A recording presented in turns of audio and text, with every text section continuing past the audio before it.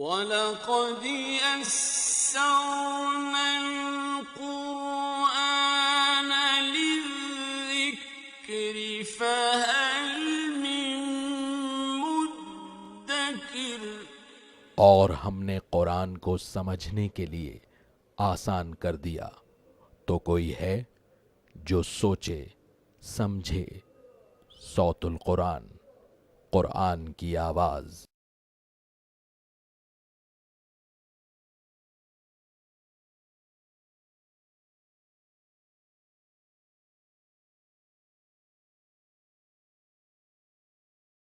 نحمده ونصلي على رسوله الكريم اما بعد فاعوذ بالله من الشيطان الرجيم بسم الله الرحمن الرحيم واصطنعتك لنفسي اذهب انت واخوك بآياتي ولا تنيا في ذكري صدق اللہ العظیم۔ سورہ طٰہٰ آیت نمبر 41 سے ہم اپنا مطالعہ شروع کر رہے ہیں۔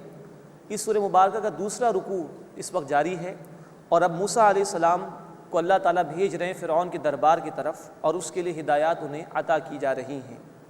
وَاصْطَنَعْتُكَ لِنَفْسِي، اور میں نے تمہیں اے موسیٰ اپنے لیے خاص کر لیا ہے۔ اذهب انت واخوك بآیاتی، تم اور تمہارے بھائی دونوں جاؤ میری نشانیوں کے ساتھ۔ وَلَا تَنِيَا فِي ذِكْرِي، اور میری یاد میں سستی نہ کرنا۔ یہ بہت اہم ہدایت ہے دین کی دعوت کا کام کرنے والوں کے لیے۔ ہر آن اللہ کا ذکر، اس کی طرف توجہ اور اس کی معیت کا، اس کے ساتھ ہونے کا احساس بندے میں جب ہوگا تو دعوت کا کام بندے کے لیے آسان ہو جائے گا۔ وَلَا تَنِيَا فِي ذِكْرِي، اور میری یاد میں سستی نہ کرنا۔ اذْهَبَا إِلَىٰ فِرْعَوْنَ إِنَّهُ طَغَىٰ، تم دونوں فرعون کے پاس جاؤ، بے شک وہ سرکش ہو گیا ہے۔ فَقُولَا لَهُ قَوْلًا لَيِّنًا، بس تم اس سے نرم بات کہو۔ لَعَلَّهُ يَتَذَكَّرُ أَوْ يَخْشَىٰ، شاید وہ نصیحت حاصل کرے یا ڈر جائے۔ اب نوٹ فرمائیے کہ موسیٰ علیہ السلام جیسے رسول کو اللہ تعالیٰ بھیج رہے ہیں، جو رسولوں میں سب سے زیادہ جلالی مزاج رکھنے والے ہیں، اور بھیجا جا رہا ہے فرعون کے سامنے سرکشی کی انتہا پر، یعنی کہ دونوں مزاج اپنی انتہا پر ہیں۔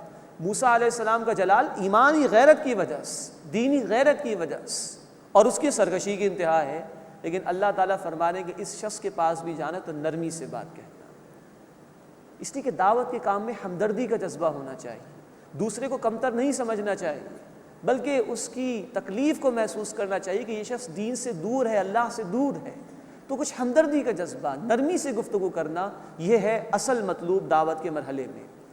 فرمایا کہ فَقُولَا لَهُ قَوْلًا لَيِّنًا، تم اس کو نرم بات کہنا۔ لَعَلَّهُ يَتَذَكَّرُ أَوْ يَخْشَىٰ، شاید وہ نصیحت حاصل کرے یا ڈر جائے۔ قَالَ رَبَّنَا إِنَّنَا نَخَافُ أَن يَفْرُطَ عَلَيْنَا أَوْ أَن يَطْغَىٰ، ان دونوں نے کہا اے ہمارے رب، بے شک ہم ڈرتے ہیں کہ کہیں وہ ہم پہ زیادتی نہ کرے یا حد سے نہ بڑھ جائے۔ اب یہ انسان بھی ہوتے ہیں رسول، بشری تقاضے کے تحت یہ بات ذہن میں آئی، اللہ نے جواب دیا اس کا۔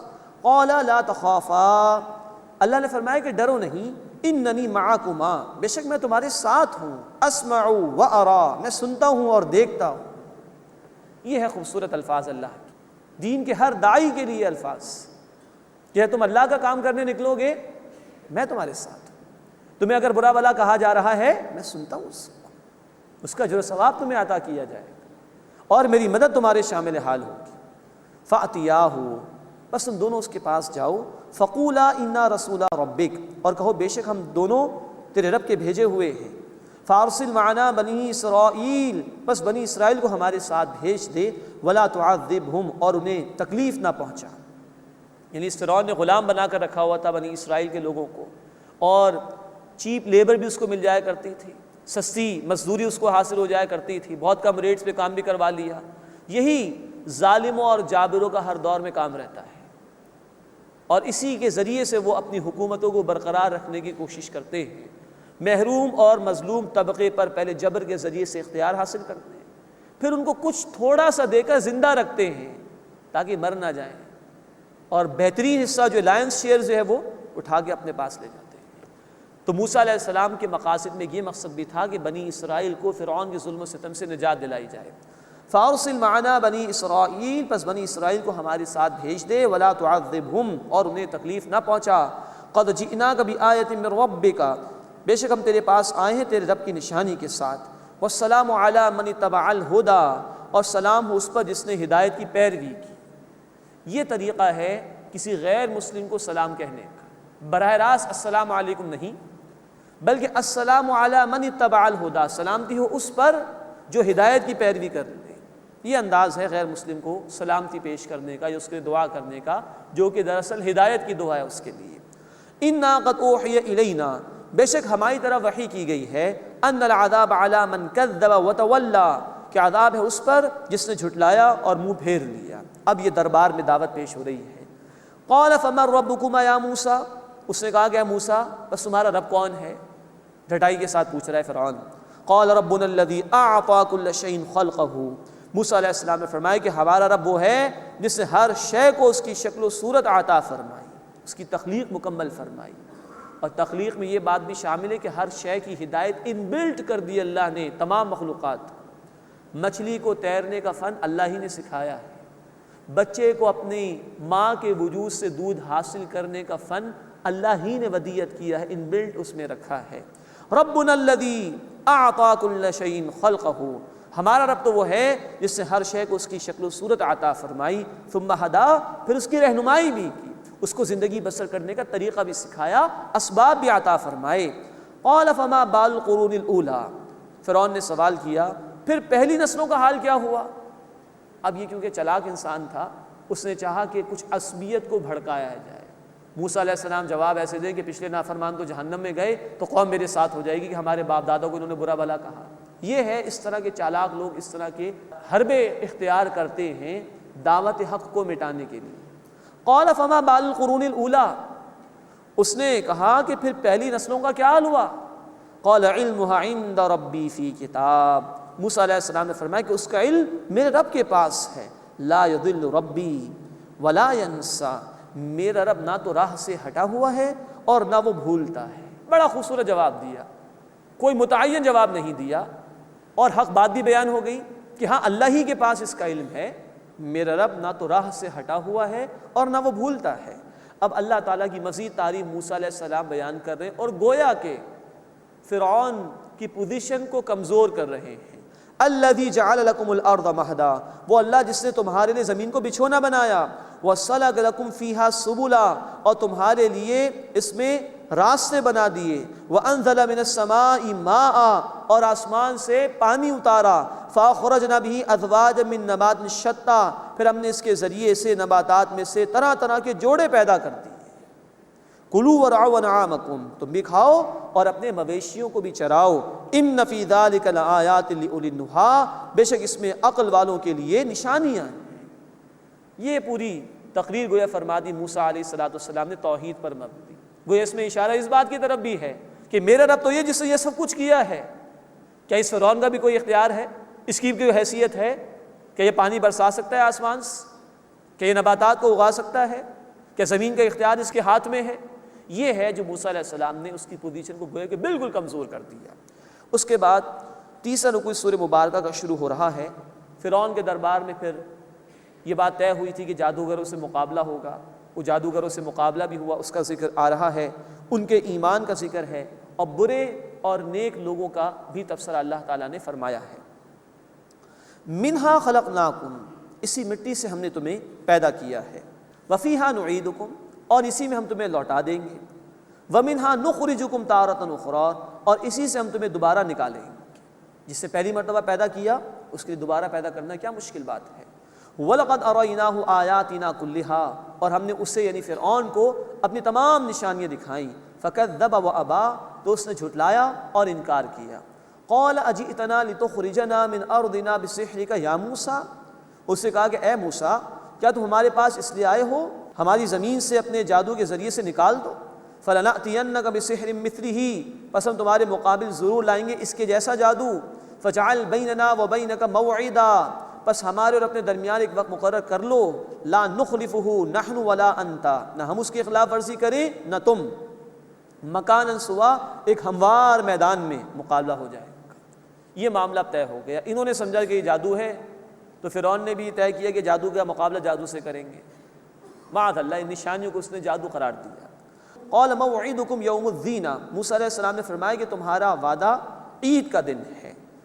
کوئی دن ہوگا جس میں وہ خوشیاں مناتے ہوں گے، تو وہ دن طے ہو گیا، چھٹی بھی ہوگی، سب لوگ آ بھی جائیں گے اور مقابلہ بھرپور طریقے پر ہوگا۔ قال موعدکم یوم الزینہ، موسیٰ علیہ السلام نے فرمایا کہ تمہارا وعدہ عید کا دن ہے، وَأَن يُحْشَرَ النَّاسُ ضُحًى، اور یہ کہ لوگ دن چڑھے جمع کیے جائیں تاکہ روشنی میں کھل کر مقابلہ ہو جائے اور حق واضح ہو جائے، باطل بھی واضح ہو جائے۔ فتولیٰ فرعون، پھر فرعون لوٹ گیا، فجمع کیدہ ثم اتی، پھر اس نے اپنی چال، اپنا داؤں جمع کیا، پھر وہ آیا۔ قال لهم موسیٰ، موسیٰ علیہ السلام نے ان سے کہا، یعنی اب جادوگر آ گئے ہیں، مقابلہ شروع ہو رہا ہے اور موسیٰ علیہ السلام ان کو آفر کر رہے ہیں کہ تم پہل کرو۔ قال لهم موسیٰ، موسیٰ علیہ السلام نے ان سے کہا، ویلکم، خرابی، ہلاکت ہے تمہارے لیے، لا تفتروا علی اللہ کذبا، اللہ پر ہرگز جھوٹ نہ گھڑو، فیسحتکم بعذاب، پس وہ تمہیں عذاب سے ہلاک کر دے گا، وقد خاب من افترا، اور وہ ناکام ہوا جس نے جھوٹ باندھا۔ فتنازعوا امرهم بینہم، تو وہ جادوگر باہم اپنے کام میں جھگڑنے لگے۔ واسروا النجوى، اور انہوں نے چھپ کر مشورہ کیا۔ قالوا، وہ بولے، ان هذان لساحران یریدان ان یخرجاکم من ارضکم بسحرہما، یقیناً یہ تو دونوں جادوگر ہیں، یہ چاہتے ہیں کہ تمہیں تمہاری زمین سے نکال دیں اپنے جادو کے ذریعے سے، معاذ اللہ، وَيَذْهَبَا بِطَرِيقَتِكُمُ الْمُثْلَىٰ، اور تمہارے اچھے طریقے کو ختم کر دیں۔ یعنی اس گھمنڈ میں آ گئے کہ ہم تو بڑے اچھے جا رہے ہیں، صحیح جا رہے ہیں، حق پر جا رہے ہیں، اور یہ موسیٰ باطل پر ہے، معاذ اللہ، یہ تمہیں اچھے طریقے سے ہٹانا چاہتے ہیں۔ فَأَجْمِعُوا كَيْدَكُمْ، لہذا اپنی چالیں، اپنے داؤں اکٹھے کر لو، ثُمَّ اَأْتُوا صَفًّا، پھر صف باندھ کر آؤ، وَقَدْ أَفْلَحَ الْيَوْمَ مَنِ اسْتَعْلَىٰ، اور یقیناً آج وہی کامیاب ہوگا جو غالب رہا۔ قالوا یا موسیٰ، انہوں نے کہا کہ اے موسیٰ، اما ان تلقیا و اما ان نکون اول من القا، کیا آپ پہلے ڈالنے والے ہیں یا ہم ہو جائیں کہ جو پہلے ڈالنے والے ہوں؟ قال بل القوا، موسیٰ علیہ السلام نے فرمایا کہ تم ہی ڈالو۔ فاذا حبالهم وعصیهم، تو اچانک ان کی رسیاں اور ان کی لاٹھیاں، یخیل الیہ من سحرہم، موسیٰ علیہ السلام کے خیال میں آئیں ان کے جادو کی وجہ سے، انہا تسعی، کہ وہ گویا دوڑ رہی ہیں۔ یہ قرآن نے کہا ان کے خیال میں ایسا آیا، اصلاً نہیں ہوتا، یہ ایک نظر بندی ہوتی ہے، کچھ دکھائی اور دیتا ہے انسان کو بس، تو خیال میں ایسا آیا موسیٰ علیہ السلام نے ان کے جادو کی وجہ سے کہ گویا کہ وہ رسیاں اور لاٹھیاں دوڑ رہی ہیں۔ فأوجس فی نفسہ خیفۃ موسیٰ، تو موسیٰ علیہ السلام نے اپنے دل میں کچھ خوف محسوس کیا۔ یہ خوف ایک بشری تقاضے کے تحت بھی ہو سکتا ہے، اور اس وجہ سے بھی کہ کہیں میں ناکام تو نہیں ہو جاؤں، کہیں غالب تو نہیں آ جائیں گے، یہ خوف ہوا موسیٰ علیہ السلام کو۔ اللہ نے فوراً تسلی دی، قل لا تخف، ہم نے کہا کہ اے موسیٰ ڈرو نہیں، انک انت الاعلی، بے شک تم ہی غالب رہو گے، والق ما فی یمینک، اور جو تمہارے دائیں ہاتھ میں ڈالو، تلقف ما صنعوا، وہ نگل جائے گا اسے جو کچھ انہوں نے بنایا ہے، انما صنعوا کید ساحر، بے شک جو کچھ انہوں نے بنایا ہے وہ جادو کا فریب ہے، ولا یفلح الساحر حیث اتی، اور جادوگر کہیں سے بھی آئے وہ کامیاب نہیں ہوتا۔ فَأُلْقِيَ السَّحَرَةُ سُجَّدًا، بس جادوگر سجدے میں گرا دیے گئے، گویا بے اختیار سجدے میں چلے گئے۔ قَالُوا آمَنَّا بِرَبِّ ہارون وموسیٰ، وہ بولے ہم ہارون اور موسیٰ علیہ السلام کے رب پر ایمان لائے۔ جادوگر اپنی لیمیٹیشنز کو جانتے تھے، انہیں پتا تھا کہ ہم جو پیش کر رہے ہیں وہ حقیقت نہیں ہے، وہ فقط جادو ہے، نظر بندی ہو جاتی ہے۔ لیکن موسیٰ علیہ السلام نے جو کچھ پیش کیا یہ جادو نہیں، یہ حق ہے۔ ہر فن کا جاننے والا اپنے فن کی لیمیٹیشنز کو جانتا ہے، جادوگر بھی جانتے تھے، مان گئے کہ موسیٰ نے حق پیش کیا علیہ السلام، بے اختیار سجدے میں چلے گئے۔ قرآن کا بیان ہے سجدے میں گرا دیے گئے، اندر فطرت میں اللہ کی معرفت ان بلٹ ہے۔ بخاری شریف کی حدیث ہے، اللہ کے رسول صلی اللہ علیہ وسلم نے فرمایا ہر بچہ فطرت پر پیدا ہوتا ہے، توحید پر ہی ہوتا ہے، اس کے ماں باپ ہیں جو اس کے یہودی، نصرانی اور مجوسی یعنی مشرک بنا دیتے ہیں، تو ان بلڈ تو ہے اللہ کی معرفت، اس پر پردے آ جاتے ہیں۔ لیکن جہاں کوئی حق سامنے آتا ہے اور انسان غور کرتا ہے تو اندر موجود وہ معرفت بیدار ہو جاتی ہے اور ایمان بندے کو حاصل ہو جاتا ہے۔ یہ بے اختیار سجدے میں چلے گئے، یہ ہے حق کا اظہار جو انہوں نے کیا۔ اب فرعون پریشان ہے، اس کی پوزیشن خراب ہو گئی، اس کو تو تکیہ سارا اسی پر تھا کہ یہ جادوگر کامیاب ہو تو میری سلطنت بچے، میرا روب و دبدبہ قائم رہے، یا تو جادوگر ہی ایمان قبول کر رہے۔ قال آمنتم لہ قبل ان آذن لکم، اس سے کہا کہ تم اس پر ایمان لے آئے اس سے پہلے کہ میں تمہیں اجازت دوں۔ انہو لکبیرکم الذی علمکم السحر، بے شک یہ تمہارا بڑا ہے جس نے تمہیں جادو سکھایا ہے۔ اب یہ تھا بڑا چالاک انسان، پوزیشن جا رہی ہے تو ٹیکل کرنے کی کوشش کر رہا ہے کہ اچھا تم سب کی ملی بھگت تھی۔ فَلَوْقَطِّعَنَّ أَيْدِيَكُمْ وَأَرْجُلَكُمْ مِنْ خِلَافٍ، بس میں ضرور کاٹ دوں گا تمہارے ہاتھ پاؤں مخالف جانب سے۔ وَلَأُصَلِّبَنَّكُمْ فِي جُذُوعِ النَّخْلِ، اور میں ضرور تمہیں کھجور کے تنوں پر سولی دوں گا۔ وَلَتَعْلَمُنَّ أَيُّنَا أَشَدُّ عَذَابًا وَأَبْقَىٰ، اور تم ضرور جان لو گے کہ ہم میں کون عذاب میں سخت ہے اور باقی رہنے والا ہے۔ یہ اس نے تکبر کا بھی اظہار کیا کہ میرے پاس اختیار ہے، میں عذاب دوں گا، میں باقی رہنے والا ہوں۔ اور یہ اس نے ڈرانے دھمکانے کی کوشش کی جادوگروں کو جو کہ ایمان لے آئے تھے۔ قَالُوا لَن نُؤْثِرَكَ عَلَىٰ مَا جَاءَنَا مِنَ الْبَيِّنَاتِ، انہوں نے کہا کہ ہم تجھے ہرگز ترجیح نہیں دیں گے ان واضح دلائل پر جو ہمارے پاس آ چکے۔ اب دیکھیے ایمان کا اظہار۔ وَالَّذِي فَطَرَنَا، اور اس پر بھی جس نے ہمیں پیدا کیا ہم تجھے ترجیح دینے والے نہیں۔ فَاقْضِ مَا أَنْتَ قَاضٍ، پس تو جو کرنا چاہے کر لے۔ انما تقضی حاضر حیات دنیا، تو صرف دنیا ہی کی زندگی میں کچھ کر سکتا ہے نا، کر لے جو کرنا ہے۔ انا آمنا بربنا لیغفر لنا خطایانا، بے شک ہم اپنے رب پر ایمان لائے کہ وہ ہماری خطائیں بخش دے۔ وما اکرہتنا علیہ من السحر، اور اس کے بارے میں جو تو نے ہمیں جادو سے مجبور کیا۔ واللہ خیر وابقا، اور اللہ بہتر ہے اور ہمیشہ باقی رہنے والا ہے۔ یہ اب جادوگر جو کہ اہل ایمان ہو گئے تھے ان کے الفاظ جو قرآن نے نقل کیے، ایک دفعہ حق دیکھا ہے اور جان دینے کو تیار ہے، حق چھوڑنے کو تیار نہیں، اور صاف صاف فرعون سے کہہ دیا تو کر کیا سکتا ہے، دنیا کے اندر عارضی سی زندگی ہے، یہاں کی تکلیف عارضی سی ہے، ہمیں تو اللہ کی طرف لوٹ کر جانا ہے، اور ہم تو توقع رکھتے ہیں وہ ہمارے گناہوں کو بخش دے گا، ہم اس سے معافی طلب کرتے ہیں اپنے گناہوں کی۔ مزید انہوں نے کہا انہ من یأتی ربہ مجرما فإن لہ جہنم، بے شک وہ جو اپنے رب کے سامنے آیا مجرم بن کر تو بے شک اس کے لیے جہنم ہے۔ لا يموت فیہا ولا یحیا، نہ وہ اس میں مرے گا اور نہ جیے گا۔ اللہم اجرنا من النار، اے اللہ ہمیں آگ کے عذاب سے محفوظ ہو۔ عجیب ہی زندگی، نہ زندگی نہ موت۔ موت آ جاتی ہے دنیا میں، بڑی سے بڑی تکلیف ختم ہو جاتی ہے، موت بھی نہیں، زندگی بھی نہیں ہے، عذاب ہی عذاب ہے، تکلیف ہی تکلیف ہے۔ وَمَن يَأْتِهِ مُؤْمِنًا، اور جو اللہ کے پاس مومن بن کر آیا، قَدْ عَمِلَ الصَّالِحَاتِ، اور اس نے اچھے اعمال کیے، فَأُولَٰئِكَ لَهُمُ الدَّرَجَاتُ الْعُلَىٰ، بس یہی لوگ ہیں جن کے لیے بلند درجات ہیں۔ جنات عدن، ہمیشہ رہنے والے باغات، تجری من تحتها الانہار، جن کے نیچے نہریں جاری ہیں، خالدین فیہا، ان میں ہمیشہ ہمیشہ رہیں گے۔ وَذَلِكَ جَزَاءُ مَن تَزَكَّىٰ، اور یہ ہے بدلہ اس کا جو پاک ہو گیا۔ اللہم انا نسألک الجنہ، اے اللہ ہم تجھ سے جنت کا سوال کرتے ہیں۔ پاک ہونے سے مراد ہے کہ آج دنیا میں گناہوں سے توبہ کر لو، آج معافی تلافی کرا لو اللہ سے، کل پاک ہونے کا موقع نہیں ملے گا۔ تو یہاں پاک ہوا اسی کے لیے وہاں پر اجر و ثواب ہے۔ اللہ ہمیں آج ہماری آنکھوں کے بند ہونے سے پہلے ہمیں سچی توبہ کرنے اور اپنی اطاعت اختیار کرنے کی توفیق عطا فرمائے۔ مزید غور فرمائیے، یہ تو بہرحال جادوگر لوگ تھے، جادو ہمارے دین میں کفر ہے، لیکن فطرت میں اللہ کی معرفت موجود تھی۔ ایک دفعہ حق دیکھا تو قبول بھی کیا، جان دینے کو تیار، حق چھوڑنے کو تیار نہیں۔ آج سب سے بڑا حق میرے اور آپ کے پاس اللہ کی کتاب، اللہ کا یہ آخری پیغام جو اس کے حبیب صلی اللہ علیہ وسلم کے ذریعے سے ہمیں عطا کیا گیا۔ ہم کتنا تاثر اس سے لیتے ہیں، کتنا اس سے ایمان ہم حاصل کرنے کی کوشش کر رہے ہیں، کتنا اس سے ایمانی قوت حاصل کرنے کے بعد دنیا کے بجائے آخرت کی تیاری کر رہے ہیں۔ اللہ ہمیں جائزہ بھی لینے کی توفیق عطا فرمائے اور عمل کو درست کرنے کی بھی توفیق عطا فرمائے۔ اس کے بعد اس سورہ مبارکہ کا چوتھا رکوع شروع ہو رہا ہے۔ اس میں اب کچھ درمیانی واقعات کو چھوڑ کر بعد کے واقعات کا ذکر ہے۔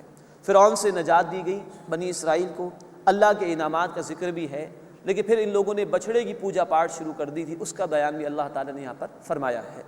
وَلَقَدْ أَوْحَيْنَا إِلَىٰ مُوسَىٰ، اور یقیناً ہم نے موسیٰ علیہ السلام کو وحی کی، أَنْ أَسْرِ بِعِبَادِي، کہ تم راتوں رات میرے بندوں کو نکال کر لے جاؤ، فَاضْرِبْ لَهُمْ طَرِيقًا فِي الْبَحْرِ يَبَسًا، ان کے لیے دریا میں خشک راستہ بنا لینا۔ اس کی تفصیل دیگر مکی صورتوں میں آئے گی کہ ایک عصا مارا موسیٰ علیہ السلام نے، دریا پھٹ پڑا اور بنی اسرائیل بآسانی اس میں سے نکل گئے۔ فاضرب لهم طریقا فی البحر یبسا، ان کے لیے دریا میں خشک راستہ بنا لینا، لا تخاف درکا ولا تخشا، نہ پکڑے جانے کا خوف ہوگا اور نہ ہی کوئی اور ڈر ہوگا۔ فاتبعهم فرعون بجنودہ، پھر فرعون نے اپنے لشکر کے ساتھ ان کا پیچھا کیا، فغشیہم من الیم، تو انہیں دریا نے ڈھانپ لیا، مراد وہ غرق کر دیا گیا۔ سورہ یونس آیت نمبر 90 سے لے کے 92 تک یہ تفصیل آ چکی ہے۔ فغشیہم من الیم، تو انہیں دریا نے ڈھانپ لیا، ما غشیہم، جیسا کہ ڈھانپ لیا جاتا ہے، مراد ہے کہ بالکل اللہ نے غرق کر دیا۔ اب یہ اللہ کی قدرت ہے، بنی اسرائیل 6 لاکھ کی تعداد میں اللہ نے ان کو پار کرا دیا دریا سے، اور پیچھے فرعون اپنے لشکر کے ساتھ آیا، اس کو اللہ تعالیٰ نے غرق فرما دیا۔ وَأَضَلَّ فِرْعَوْنُ قَوْمَهُ وَمَا هَدَىٰ، اور فرعون نے اپنی قوم کو گمراہ کیا اور ہدایت نہ دی۔ یا بنی اسرائیل، اے بنی اسرائیل، قد انجیناکم من عدوکم، بے شک ہم نے تمہارے دشمن سے تمہیں نجات عطا کی۔ وَوَعَدْنَاكُمْ جَانِبَ الطُّورِ الْأَيْمَنِ، اور کوہ طور کے دائیں جانب تم سے وعدہ کیا، جہاں اللہ نے ان کے لیے تورات عطا فرمائی۔ وَنَزَّلْنَا عَلَيْكُمُ الْمَنَّ وَالسَّلْوَىٰ، اور ہم نے تم پر اتارا من اور سلوہ، یہ تفصیل سورۃ البقرہ میں آ چکی ہے۔ کلوا من طیبات ما رزقناکم، جو ہم نے تمہیں عطا کیا اس میں سے پاکیزہ چیزیں کھاؤ۔ ولا تطغوا فیہ، اور اس میں سرکشی نہ کرو۔ فیحل علیکم غضبی، تو تم پر اترے گا میرا غضب۔ ومن یحلل علیہ غضبی فقد ہوا، اور جس پر میرا غضب اترا تو وہ تباہ ہو کر رہ گیا۔ تو یہ اللہ تعالیٰ نے انعامات بھی ان کو دیے، لیکن اس تنبیہ کے ساتھ کہ اگر نافرمانی کرو گے تو میرا عذاب میں مبتلا ہوگے۔ اس کے بعد بہت خوبصورت آیت آ رہی ہے قرآن کی، جس میں توبہ کے حوالے سے اللہ کی رحمت کا ذکر ہے۔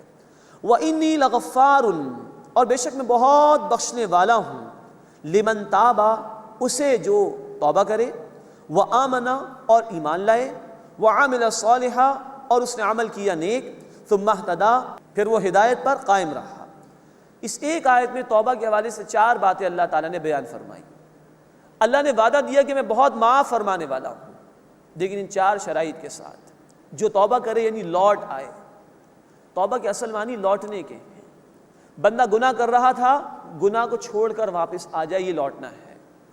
بندہ فرائض پر عمل نہیں کر رہا تھا، اللہ کے احکامات پر عمل نہیں کر رہا تھا، کرنا شروع کر دے، یہ ہے لوٹ آنا، فرض کی ادائیگی کی طرف لوٹ آنا۔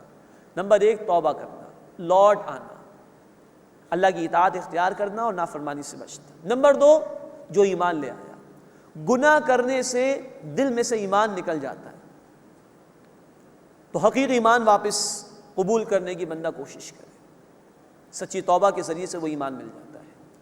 نمبر 3 اس نے عمل بھی نیک کیا، خالی زبان سے الفاظ ادا کرنا کافی نہیں، عمل کی درستگی بھی کافی ہے، تو فرمایا کہ اس نے عمل کیا نیک۔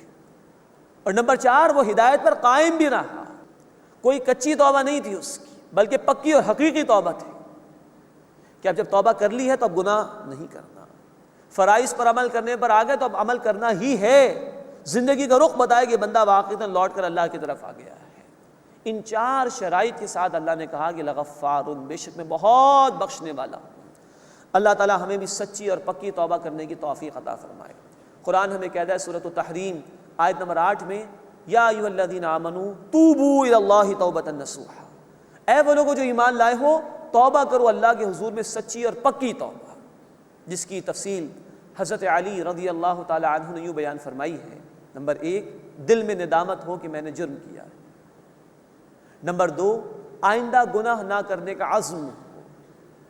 نمبر 3 گناہ کو بالفعل ترک کر دیا جائے، اور اگر بندہ کوئی فرض ادا نہیں کر رہا تھا، دینی ذمہ داری ادا نہیں کر رہا تھا، ادا کرنا شروع کر دے۔ نمبر 4 اگر بندوں کی حق تلفی کی ہے تو بندوں سے بھی معافی مانگنا ضروری ہے۔ اور 5ویں بات حضرت علی رضی اللہ تعالیٰ عنہ فرماتے ہیں، اب تک جو نافرمانی کی لذت اٹھانے کی کوشش کی، اس کے مقابلے میں اپنے آپ کو اللہ کی اطاعت میں کھپاؤ، تاکہ گناہ کی نافرمانی کی نحوست دور ہو جائے اور تم اللہ کے مقرب بندوں میں شامل ہو جاؤ۔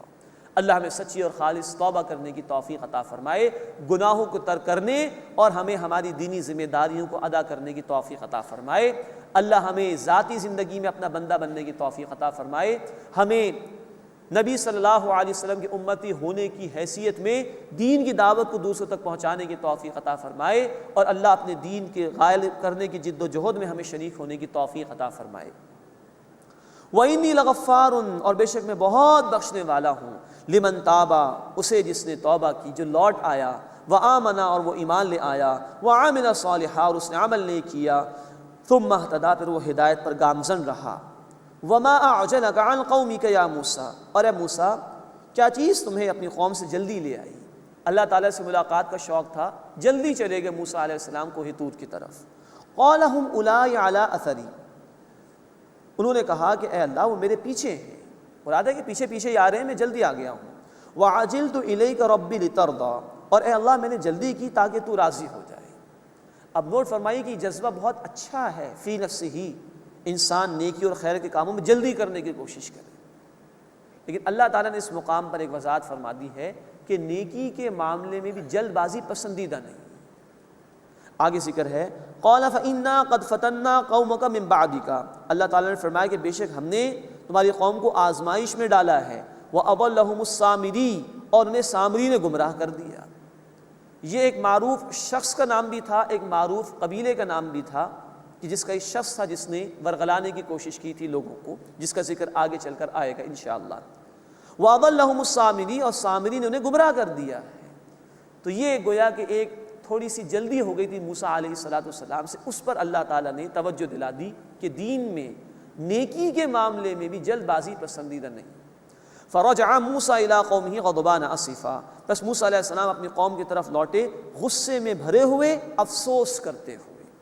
قال یا قومی، انہوں نے کہا کہ اے میری قوم، الم یعیدکم ربکم وعدا حسنا، کیا تم سے تمہارے رب نے اچھا وعدہ نہیں کیا تھا؟ نجات بھی دے دی ہے، کتاب بھی عطا فرمانے کا وعدہ کیا ہے، کیا رب نے اچھا وعدہ تم سے نہیں کیا تھا؟ افطال علیکم العہد، کیا تم پر میری مدت طویل ہو گئی، میری جدائی تم سے برداشت نہیں ہوئی؟ ام اردتم ان یحل علیکم غضب من ربکم، یا تم نے چاہا کہ تم پر تمہارے رب کا غضب اترے؟ فاخلفتم موعیدی، پھر تم نے خلاف کیا میرے وعدے کے، میں تمہیں چھوڑ گیا تھا کہ اللہ کی اطاعت پر کاربند رہنا، تم نے خلاف ورزی کر لی۔ قالوا ما اخلفنا موعدک بملکنا، وہ بولے ہم نے اپنے اختیار سے آپ کے وعدے کی خلاف ورزی نہیں کی، ولکننا حملنا اوزارا من زینۃ القوم فقذفناها، بلکہ ہم پر بوجھ لادا گیا قوم کے زیورات کا تو ہم نے اسے ڈال دیا۔ فکذلک القی السامری، پھر اسی طرح سامری نے بھی ڈالا۔ زیورات سے مراد یہ لی ہمارے مفسرین نے کہ آل فرعون کے کچھ زیورات بطور امانت کے ان کے پاس تھے، ایک رائے مفسرین نے یہ بیان کی، اور وہ بطور امانت ان کے پاس تھے، انہوں نے کچھ واپس نہیں کیے ان کو، اسی لیے بوجھ اس کو قرآن نے کہا کہ ان پر لادا گیا تھا۔ اور ایک رائے یہ بھی مفسرین نے بیان کی ہے کہ جب آل فرعون غرق ہوئے ہیں تو ان کا کچھ مال و اسباب دریا کے کنارے پر آ گیا، وہ انہوں نے اٹھا لیا، وہ ان کے لیے جائز نہیں تھا۔ پچھلی امتوں کے لیے مال غنیمت جائز نہیں تھا، نبی صلی اللہ علیہ وسلم کی امت کے لیے جائز ہے، سورۃ الانفال میں ہم پڑھ چکے ہیں، تو وہ لینا ان کے لیے جائز نہیں تھا۔ تو اول تو یہ مال تھا ہی نہیں ان کا، یہ زیورات ان کے تھے ہی نہیں، تو کچھ خیانت کا معاملہ ان سے ہو گیا تھا، اس کی بھی کچھ سزا ہے جو ان کو دی گئی ہے۔ سامری جو کہ ایک معروف شخص تھا، اس نے ان کو ورغلایا ایک بچھڑے کے بنانے کے لیے، اس نے اپنے پاس موجود زیورات بھی آگ میں ڈالے، ان سے بھی کہا تو انہوں نے بھی آگ میں زیورات ڈال دیے۔ آگے قرآن نے کہا فَأَخْرَجَ لَهُمْ عِجْلًا جَسَدًا لَهُ خُوَارٌ، پھر اس نے ان کے لیے ایک بچڑا نکالا، ایک جسم کہ جس کی آواز گائے کسی تھی۔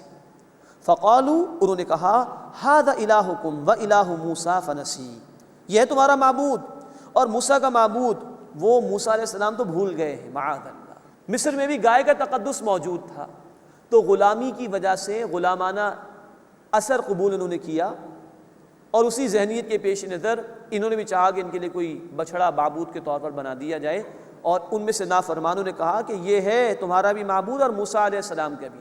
موسیٰ تو بھول گئے اس کو، موسیٰ نہ جانے کیا ہو گیا ان کو کہ اصل معبود یہ تھا، اس کو بھول کر اللہ کی طرف چلے گئے، معاذ اللہ، یہ ان نافرمانوں نے کہا ہے۔ اب اللہ تعالیٰ کا تبصرہ ہے، افلا یرون، کیا وہ دیکھتے نہیں، اللہ یرجع الیہم قولا، کہ وہ ان کو جواب بھی نہیں دیتا، ولا یملک لہم ضرا ولا نفعا، نہ ان کے نقصان کا اختیار رکھتا ہے نہ نفع کا اختیار رکھتا ہے۔ تو کیسی بری روش ہے جو انہوں نے اختیار کی ہے ان کا یہ جھوٹا معبود کسی کام کا نہیں ہے، اس کو انہوں نے اللہ کے مقابلے میں معبود بنا لیا۔ اس کے بعد 5واں رکوع سورہ مبارکہ کا شروع ہو رہا ہے۔ اس میں ذکر آئے گا کہ ہارون علیہ السلام اور موسیٰ علیہ السلام کا ایک دوسرے سے مکالمہ ہوا۔ موسیٰ علیہ السلام نے ہارون علیہ السلام سے پوچھ گچھ کی کہ میری غیر موجودگی میں کیا کیا ان لوگوں نے۔ سامری کو سزا دی گئی، اس کا ذکر آئے گا، اور بچھڑے کو آگ میں جلایا گیا، اور جو قرآن سے اعراض کرنے والے ہیں ان کی سزا کا ذکر بھی آیا ہے، اور حشر کو بھی اللہ تعالیٰ نے اس مقام پر بیان فرمایا ہے۔ وَلَقَدْ قَالَ لَهُمْ هَارُونُ مِن قَبْلِ، اور یقیناً ان سے پہلے ہارون علیہ السلام نے ان سے کہا تھا، یا قومی، اے میری قوم، انما فتنتم بہ، یقیناً تم اس سے آزمائے گئے ہو، وَإِنَّ رَبَّكُمُ الرَّحْمَٰنُ، اور بے شک تمہارا رب رحمان ہے، فَاتَّبِعُونِی، بس تم میری پیروی کرو، وَأَطِیعُوا أَمْرِی، اور میری بات مانو۔ قالوا، انہوں نے کہا، لَن نَبْرَحَ عَلَیہِ عَاکِفِینَ، ہم تو ہرگز اس سے جدا نہیں ہوں گے، جمے ہی رہیں گے، حَتَّىٰ يَرْجِعَ إِلَیْنَا موسیٰ، یہاں تک کہ موسیٰ ہماری طرف واپس آ جائیں۔ قال یا ہارون، موسیٰ علیہ السلام جب تشریف لے آئے، اب وہ فرما رہے ہیں، فرمایا کہ اے ہارون، ما منعک اذ رأیتہم ضلوا، جب تم نے دیکھا کہ وہ گمراہ ہو گئے ہیں تو کس چیز سے تمہیں روکا؟ اللہ تتبعن، کہ تم میری پیروی نہ کرو، افعصیت امری، کیا تم نے میرے حکم کی نافرمانی کی ہے؟ قال یا ابن امہ، انہوں نے کہا کہ اے میرے ماں جائے، یہ بڑا پیارا انداز ہے، یعنی اے میرے بھائی، لا تأخذ بلحیتی ولا برأسی، میری داڑھی اور سر کو نہ پکڑو، انی خشیت، بے شک میں ڈرا، ان تقول فرقت بین بنی اسرائیل، کہ کہیں تم یہ کہو کہ تفرقہ ڈال دیا تم نے بنی اسرائیل کے درمیان، ولم ترقب قولی، اور میری بات کا خیال نہ رکھا۔ یعنی موسیٰ علیہ السلام شدید غصے میں واپس لوٹ کر آئے تھے، انہوں نے بھائی کا سر بھی پکڑ لیا، ان کی داڑھی بھی پکڑ لی، تو وہ کہہ رہے ہیں میرے بھائی، مجھے ڈر ہوا اس بات کا کہ اگر میں اور زیادہ ان کو روکنے کی کوشش کرتا تو کوئی خانہ جنگی کی صورتحال پیدا ہو جاتی، کچھ لوگ میری بات ماننے والے ہوتے، کچھ انکار کرنے والے ہوتے، یہ اختلاف اگر شدت پکڑ جاتا تو یہ آپس میں لڑ پڑتے، تو کہیں تم مجھے یہ نہ کہتے کہ تم نے بنی اسرائیل میں پھوٹ ڈال دی، تو مجھے اس بات کا خوف ہوا۔ بہرحال میں نے پورے طور پر روکنے کی ان کو کوشش کی، یہ نہیں مانے۔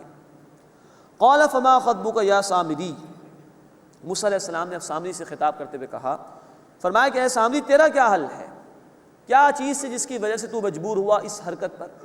قال بصرت بما لم يبصروا به، وہ بولا میں نے وہ دیکھا جس کو انہوں نے نہیں دیکھا، فقبضت قبضة من اثر الرسول، بس میں نے فرشتے کے نقش قدم سے ایک مٹھی بھر لی، فنبذتها، تو میں نے وہ ڈال دی، مراد اس بچھڑے کے جسم میں، وَكَذَلِكَ سَوَّلَتْ لِي نَفْسِي، اور اسی طرح میرے نفس نے مجھے پھسلا دیا۔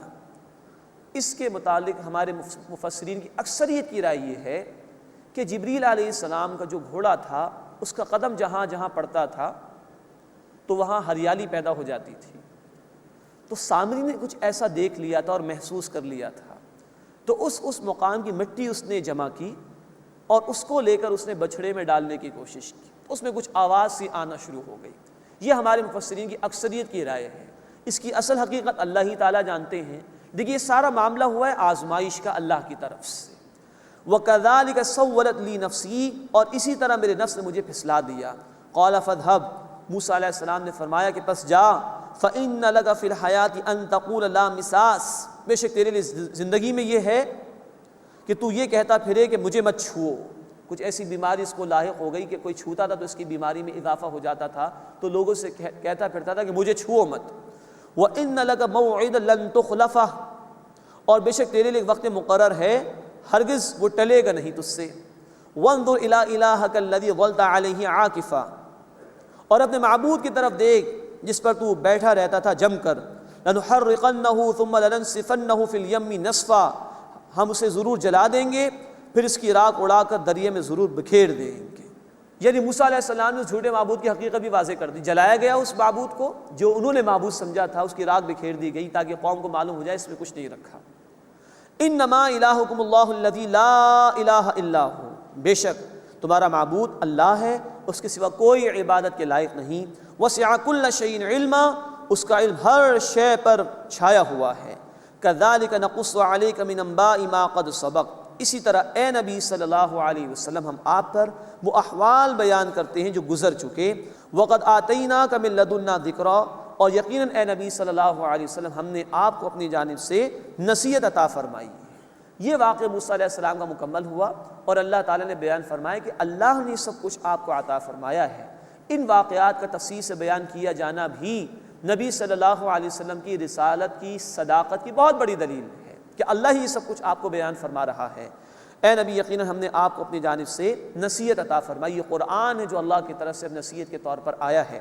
من اعرض عنہ، جس نے اس سے منہ پھیر لیا، فإنہ یحمل یوم القیامۃ وزرا، بے شک وہ قیامت کے دن لادے گا بھاری بوجھ۔ یہ ہے سزا ان لوگوں کے لیے جو قرآن نے اس مقام پر بیان کی، جو قرآن سے روگردانی کرتے ہیں، قرآن کو فراموش کرتے ہیں۔ مزید اس سزا کا بیان ہے اسی سورہ مبارکہ میں آیت نمبر 124، 125 اور 126 میں۔ خالدین فی، وہ اس میں ہمیشہ ہمیشہ رہیں گے۔ وساء لہم یوم القیامۃ حملا، اور برا ہے ان کے لیے قیامت کے دن بوجھ، یعنی جو وہ اٹھائیں گے۔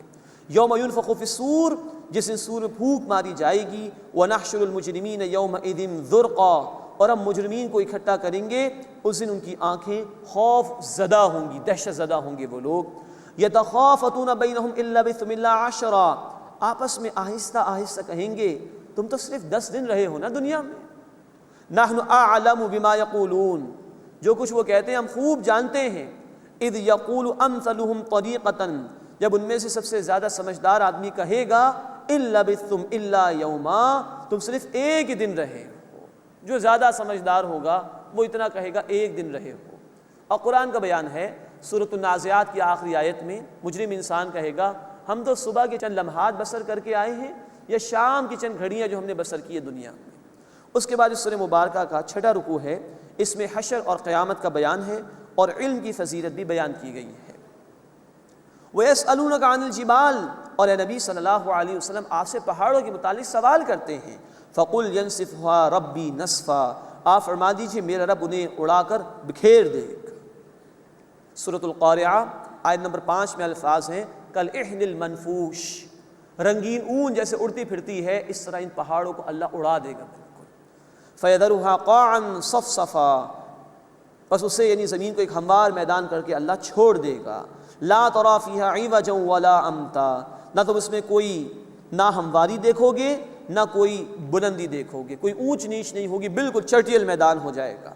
یومئذ یتبعون الداعی لا عوج له، اس دن سب پیچھے چلیں گے پکارنے والے کے، اس سے کوئی انحراف نہیں ہوگا، ہر کوئی اس پکار کے پیچھے چلنا شروع کر دے گا قیامت کے دن۔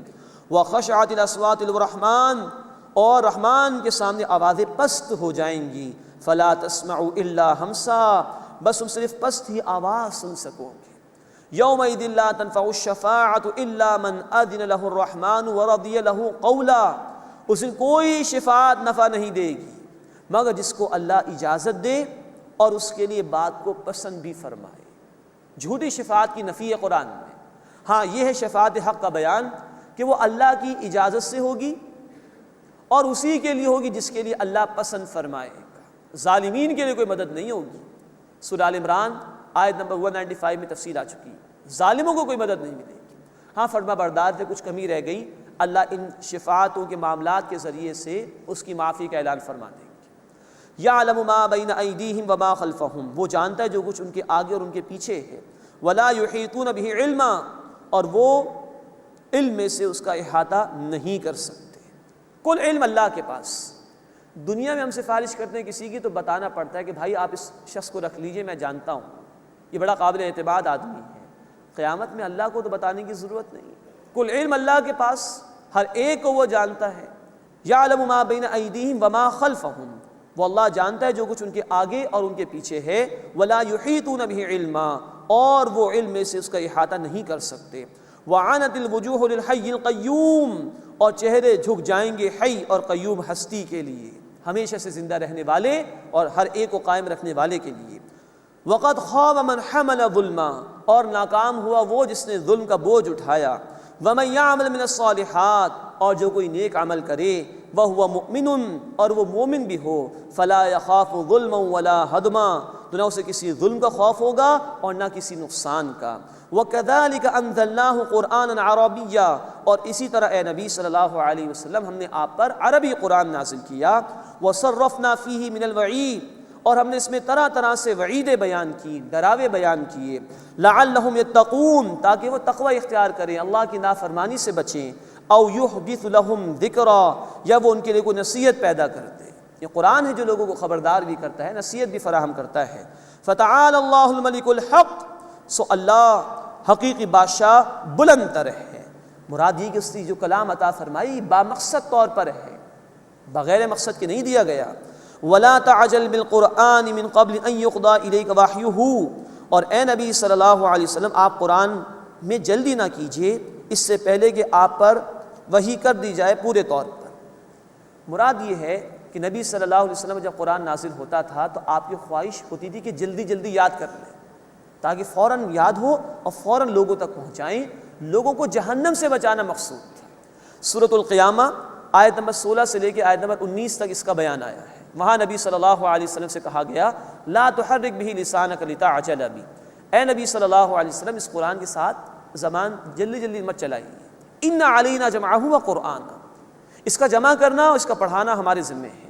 فاذا قرأناہ، بس جب ہم پڑھ لیں یعنی فرشتہ پڑھ لے، فاتبع قرآنہ، تو آپ بھی اس کے پڑھنے کی پیروی کیجیے۔ یہاں بھی وہی بات بیان کی جا رہی ہے کہ قرآن کی وحی کے حوالے سے آپ جلدی نہ کیجیے، جب وحی نازل ہو جائے پھر آپ اس کو اچھی طرح یاد کیجیے۔ وَلَا تَعْجَلْ بِالْقُرْآنِ مِنْ قَبْلِ أَنْ يُقْضَى إِلَيْكَ وَحْيُهُ، اور آپ قرآن میں جلدی نہ کیجیے اس سے پہلے کہ آپ پر پوری طرح وحی کی جائے۔ وَقُلْ رَبِّ زِدْنِی عِلْمًا، اور یوں دعا کیجیے کہ اے میرے رب مجھے علم کے اعتبار سے بڑھا دے، یا اے میرے رب میرے علم میں اضافہ فرما دے۔ یہ واحد دعا ہے جس میں کسی چیز کے اضافے کے لیے قرآن میں کہا گیا۔ دنیا والے مال میں اضافہ چاہتے ہیں، دنیا کی سہولتوں میں اضافہ چاہتے ہیں، یہ سب کچھ یہیں رہ جائے گا۔ جو علم اللہ کی طرف سے آئے اس کے مطابق جو اعمال ہیں وہی انسان کے ساتھ جانے والے ہیں۔ بہت خوبصورت دعا ہے جو نبی اکرم صلی اللہ علیہ وسلم کے ذریعے سے ہمیں سکھائی گئی۔ وَقُلْ رَبِّ زِدْنِی عِلْمًا، اور اے نبی صلی اللہ علیہ وسلم دعا کیجئے اے میرے رب مجھے بڑھا دے علم کے اعتبار سے، میرے علم میں اضافہ فرما دے۔